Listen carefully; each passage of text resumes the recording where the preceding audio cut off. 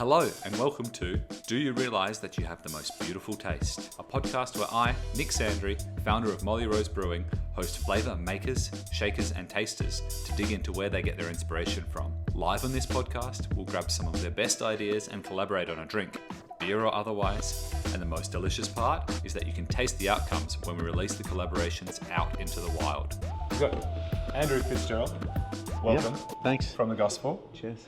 Making us a whiskey sour for breakfast. Whiskey highball. Whiskey highball. Frick. Sour was too complex for me.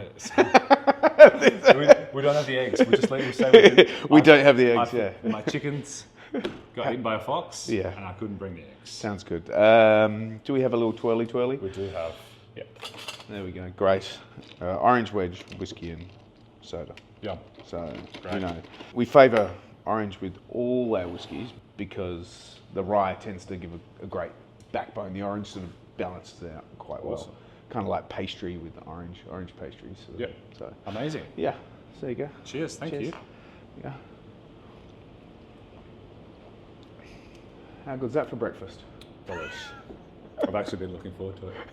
Is that bad? No, it's not bad. So lucky you like orange. Yeah. Because I also like using orange. Yeah. We can get really great orange flavour out of a few different techniques we use on the brew house and in the fermenter as well. Right. So we'll be able to get some great orange flavour carry through. Yeah. I've got a couple of beers. I've got Scarf Weather, which is orange, ginger and cinnamon in an amber ale. Sounds great. And Gator Ale, which is a lemon, lime, sour. So we love using citrus here too. So yeah, I think each of these only need is like a dash of whiskey and we'll be right.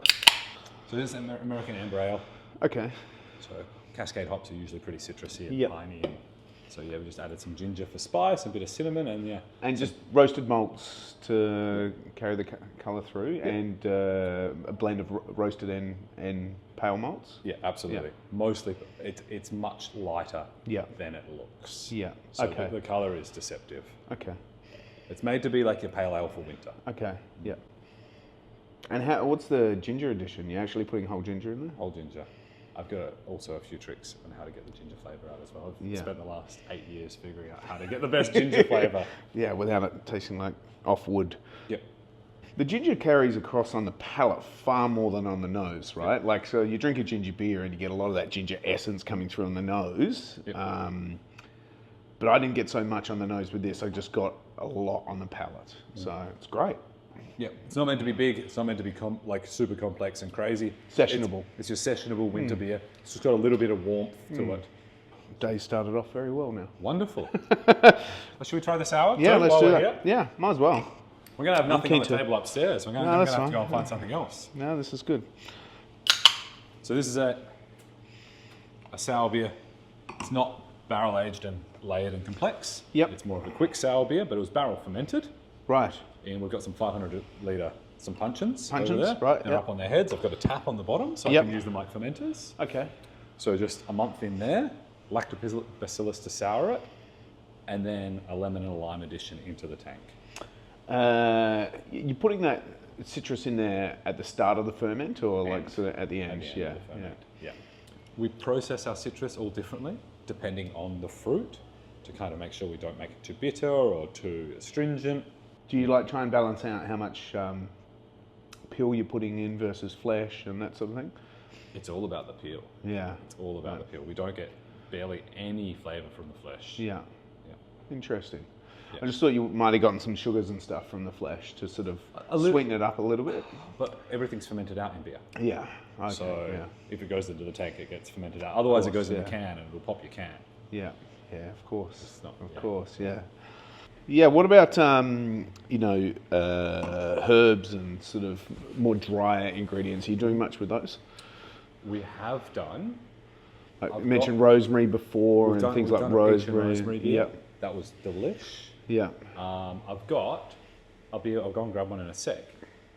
It was a blend of barrel fermented, aged beer, fresh beer, and non-barrel fermented beer that we then put our pastis botanicals out of the still directly into. Okay.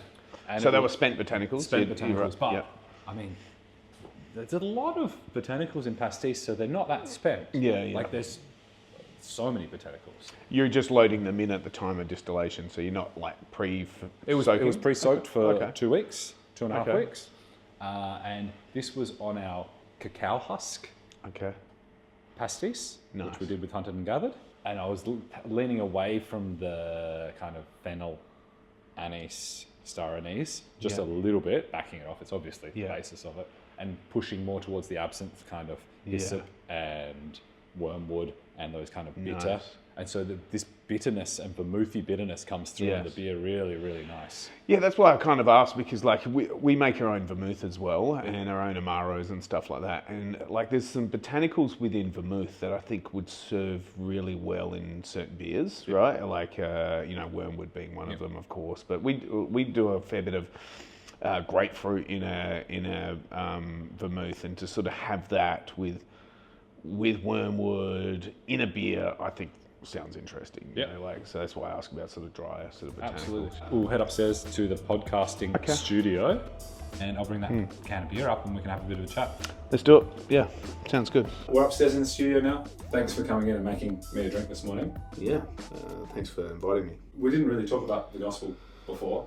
So can you tell me, what is the gospel? The gospel is a whiskey distillery dedicated to rye whiskey, although we make a lot of other things to support rye, so Amaros and vermouths and things like that. For us, rye whiskey is the champion and what we sort of really focus on. So for us, it's about creating a distinctly Australian rye whiskey.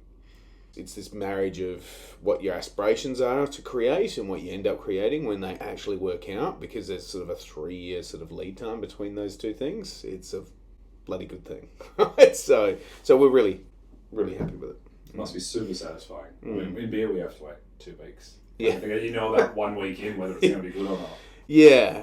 I mean, we really don't know for, I would say, 18 months, right? So 18 months when you start, I mean, we didn't know. Now we tend to sort of, because we've got sort of, we really put our first casks down in around sort of late 2016, early 2017.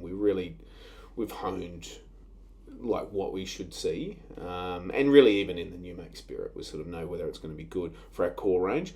For our project releases, when we do sort of a different grain bill, or if we put it in a different type of barrel, you really just don't know until it's spent time there. Because I've had whiskies that have really tasted not great at sort of 2.5 years, and they get to 4 or 5, and what was earlier seen as kind of a fault sort of really grows into being quite a lovely nuance to a whiskey, especially when you're messing with things like wine casks and stuff like that, because the first elements extracted in a wine cask can be sometimes unpleasant, but as it gets deeper into the wood and it gets more sort of the I guess let's call it homogenized, once the sort of the flavors really start going through the spirit, it'd be lovely, right? So but 18 months and you sort of start to know, or 2.5 years you might start to know.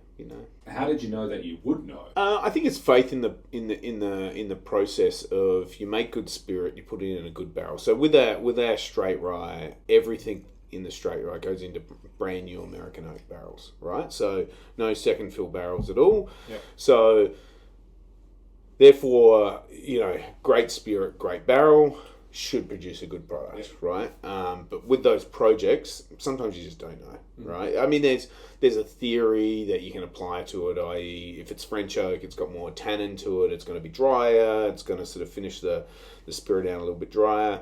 If it's American oak, it's got more sort of vanillins and furfuryls and more sort of soluble sugars, so it's going to end up a bit sweeter. If it's a wine cask, if it's had too much sulfur addition, it's going to taste terrible, so you got to select your wine cask right. There's theory and method you can put behind it, but ultimately, it was some of the projects you just don't know. I mean, I've had casks I thought would be brilliant. I did some wet fill fortified casks, so some fortified wines that I put new make spirit in. I didn't use them to finish. And they're 4 years old and they're still not tasting particularly great. I tried one the other day that was tasting really good. That's hit that sort of 4-year mark and tasting good. But there's like 5 or 6 others, and they're 300 litres, which are just not tasting good. So Have you a hope for them? I've got hope. I think they're just a little undercooked. I'm hoping they come good, but maybe it's going to be 8 or 9 years, you know, and that's a long time to wait for fucking whiskey, right? So, you know, like for cash flow. Your first 8-year statement. There you go. Yeah, I mean, we've released a 5-year whiskey, but because the majority of our spirit goes into New American oak, you know, I can't see us going beyond 6 years ever. Yeah. Right, for those ones, for the projects which are second fills, that's different. Yeah. What's your history? Obviously, a lot of knowledge and a lot of passion for whiskey. Are you from a whiskey distilling background? Not in the slightest. Just a massive distance. In fact, you know, my whiskey of choice for many years was like, you know, a shot of Jameson's and a pint of beer, right? Like that was sort of where I sort of started drinking. So I come from an engineering background, employed a guy, Ben, who ended up being my business partner. And how it came about is Ben and I were on a rooftop bar in Melbourne after finishing a day engineering, for the mining company we were working for. And I was just like, yeah, I'd really like to learn how to make whiskey someday. And Ben, being from South Carolina, sort of brings out his iPhone, which was probably an iPhone 1 at that stage, and sort of just starts flicking through photos he had of his home still back in South Carolina.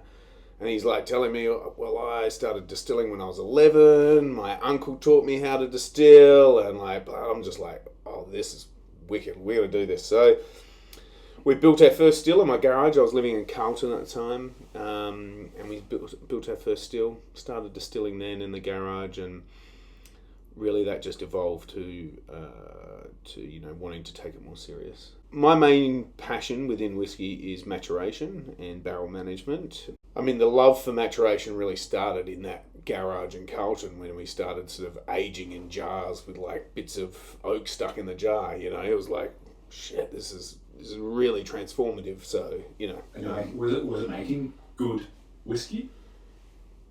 Yeah, like we started like making a corn-based sort of bourbon-style whiskey, and I'd still got some of that shit at home. I'd still like drink it. Like, yeah, I think it's great. Our first distillery was Melbourne Moonshine, and Melbourne Moonshine was like the 52nd distillery in Australia, I think. And then we later, sort of as we aged our whiskey, and then eventually launched the Gospel in late 2019, start of 2020. Right. Does Melbourne Moonshine still exist? Or? It does. We make an apple pie shine. We do that because it's fucking delicious. And I could never give it up because it's just... and it's probably the only thing I make that my wife drinks. So I have to keep making it. So she doesn't drink whiskey, so I have to keep making the apple pie shine. What about you? How long have you been sort of running the brewery, and how long's brewing sort of been a... I've been a brewer my whole professional career. Yeah. So I worked for other breweries. I worked for Stone and Wood and Little Creatures, Holgate, a few other breweries around the place. And then, 5 years ago we opened next door, the original site. Yeah.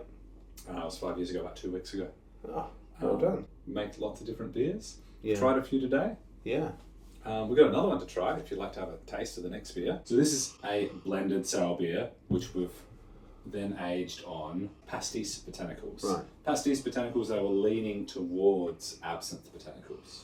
It's got this super savoury undertone to it, isn't it? Like, it's like...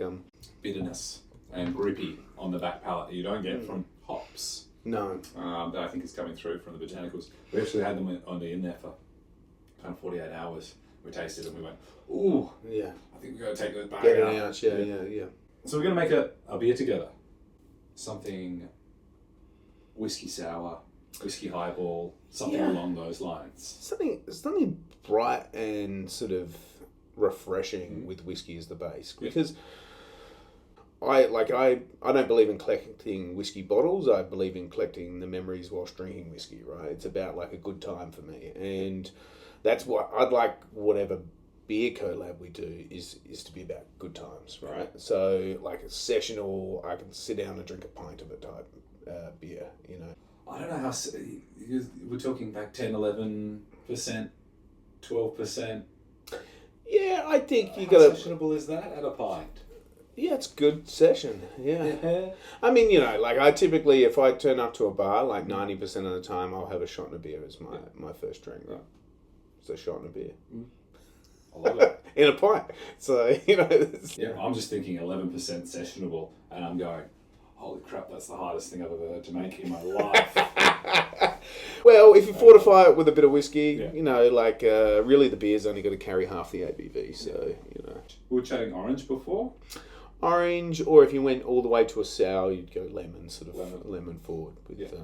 Take some of those botanicals you're talking about that you've used before, and think about the botanicals in classic bitters like Angostura style bitters, and think about those, and maybe there's an ability that then it becomes a real whiskey sour. Sort of citric whiskey, some botanicals in there to build that out, and it becomes a nice whiskey sour. Weird, but as I've said before, who needs another dark beer aged in a whiskey barrel? There's a lot of them. They're good, but it's cool. Yeah, that's cool. It's interesting. Yeah. I generally don't collab with other brewers because you just end up with the same ideas. And so when collab with a whiskey company, I don't want to do the same thing as other people. So on the money. Should we use rye malt in the beer? Yeah, I mean, rye is really, in my opinion, there's a real balancing act with rye. Because if you go too much rye, it just becomes so punchy, right? You just get punch. But look... I'm happy for you to say no, and we just go with some wheat and some wheat malt and ultra pale malt. That's the way I would probably go. No problem. Right. I've just got some Ripper rye malt from Voyager. Oh yeah, they do get some great rye malt. They So amazing. In fact, we're right like in July, we're releasing Inspire Rye, which has 6% Voyager rye malt in it. Oh, okay. It's our first release with rye malt because we typically do unmalted. And I'm a big fan of using unmalted because it's a closer connection to the climate and the land that the rye comes from. But this from Inspire Rye is the first time with a rye malt, and that's using a Voyager rye malt. It's delicious. Yeah. What has it changed in your whiskey? Typically, what we found with this Inspire Rye is 94% atypical rye grain, 6% the rye malt, aged in the same sort of barrel we typically use with our straight rye. But it's a little bit broader on the palate, and it just really hangs around a lot longer. It's a little bit more viscous. I think it's made a great whiskey, and I called it Inspire Rye because when we were first looking at what rye whiskies we would make, there was a couple that sort of stood out in my rye research, and they had between 5 and 10% malt rye in them. So, but because I wanted to make something that's distinctly Australian, 100% unmalted from one region within Australia I felt the best way to do that. But I always had in the back of my mind, maybe we should look at a little bit of rye malt in some of our future releases. Yep. And that's where this come from. What's your earliest flavour memory? I grew up in South Australia, and I had a shack. So my family had a shack near the York Peninsula, and out the front of our shack was a pepper tree, and I used to climb that pepper tree every day, and that is a distinct sensory flavour that is still with me today. Is that smell of that pepper tree, the taste of the pepper tree, because if you ate your sandwich afterward climbing it, you'd have the sap on your fingers. That to me is the first sensory thing I can ever recall. And it's beautiful. Like I still, if I'm near a pepper tree that's the same, I'm transported back to the front of my shack as a kid at like 8 years old, climbing a pepper tree. That's really cool. Yeah, so that's really cool. That's very early. I also grew up in South Australia. In my front yard, we had a pepper tree, and my mum parked her car under that. So every day when we went to school, we'd open the door through the pepper tree and it'd smell. Yes. Be in the car because you shut the door and the pepper tree's still in it. Yes. The sun drives off and it falls on you. And so I also have a visceral memory of that pink peppercorn. Yeah. I used some pink peppercorns in a beer. Did you? Yeah. How'd it come out? They're great. Yeah. They definitely not to be used on its own. Mm. It's pretty punchy. But yeah, I bought them and then I was like, oh fuck, that's the pink peppercorns from the tree. Yeah. I wonder if I can put some pink peppercorn in this beer. Well, now you're getting weird, right? But I'll let you decide. We can make a tincture, and then once the beer is finished, we can dose it back in. Let's make a tincture. I'm a big fan of tinctures. Yeah. What have you eaten and drank lately that's inspired you? When I was in Sydney, I went to this restaurant/bar called Ante, ANTE. It's based in Newtown. It's a Japanese style restaurant. It specialises in sake. The best service I've had for a long time. Wow. It was just incredible. And the sake was amazing. And I drank this red rice sake that was like an Amaro there. That was just incredible. Now I'm really excited about sake. So that's cool. I love the fact that they use this fungus on the rice that does what we do in the mash tun as brewers. So this fungus breaks down the sugars in the rice so that it can be fermented, and it's a living creature that kind of makes that. It's the coolest fucking process. I guess the passion of starting with the raw material as well. Yes. Very much reflects on what you guys do. Yeah. The difference in the rice makes a huge difference in the final product. Quality of the rice, the style of rice that it is, all like, you know, what the polish level is, all those things affect what the end product is, and that really does reflect what we think about in rye. You know, we source particular rye because we want a certain flavour profile, I think that's cool. Super cool.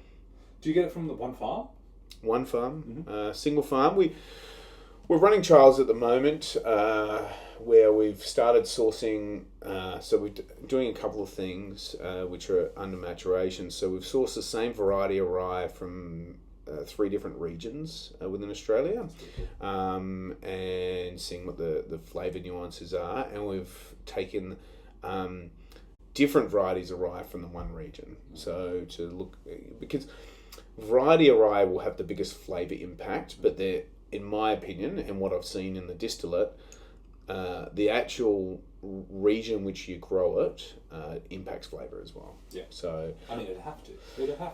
Absolutely. Like, I'm cautious to refer to terroir within whiskey because a lot of people argue against it. But I do often reflect on a lot of those people arguing against it use malt, right? Not rye. So rye, I think can be a lot more reflective of its surrounds. You know, it's open pollinating. It's sort of, it grows in quite sort of harsh conditions, and those harsh conditions can be either frost driven or sort of arid. So either or, it's going to sort of change what you're getting in the final grain. And, you know, I don't have the science behind it now, but I have the taste and the experience behind it. So what we're doing now is trying to actually build the scientific argument behind it as to what we're seeing. Sort of different protein levels, different starch levels, different density and water content in different grains everywhere, which is all going to end up impacting the flavour. Yep.